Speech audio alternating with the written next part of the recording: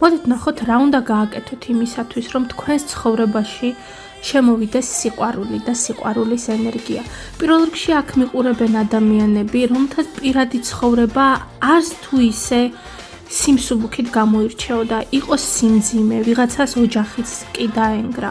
პირდაპირ მნიშვნელობით, როდესაც ურთიერთობამ უნდა მოგიტანოთ სიხარული, ბედნიერება, აქ იყო ძალიან დიდი სიმძიმე, როდესაც საყვარელ ადამიანთან ვეღარ პოულობს საერთო ენას, როდესაც საყვარელი ადამიანი აღარ არის საყრდენი, აღარ არის მეგობარი, არამედ ადგილი აქვს მანიპულაციას, ადგილი აქვს ტყუილს, დაფარულ სიმართლეს, ტოქსიკურობას, უნდობლობას.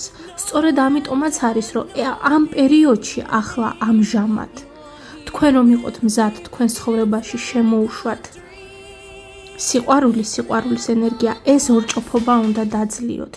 სიყვარულის ენერგიის სიცარიელეს თქვენ ამ ეტაპზე ივსებთ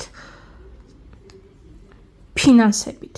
ფინანსებზე ზრუნვით, სწავლით, თვითგანვითარებით, ახალი ცოდნით, მედიტაციით, რელიგიით, სულიერების ამაღლებით.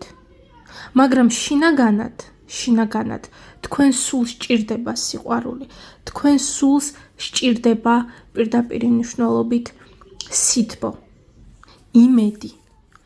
რა უნდა გააკეთოთ, რომ თქვენ ცხოვრებაში შემოვიდეს სიყვარული?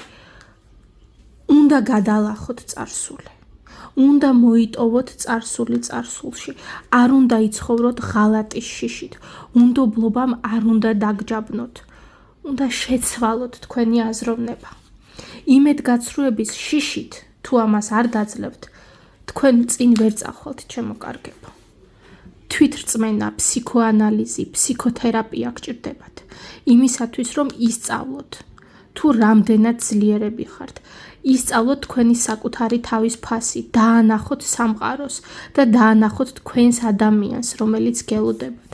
მაგრამ თუ ამ ჩაკეტილობას არ მოერევით, წარსულ ტკივილს, იმედგაცრუებას, ღალატს, უნდობლობას და შიშს, ასე თქვენ ვერ შემოუშვებთ სიყვარულს და სიყვარულის ენერგიას თქვენს ცხოვრებაში.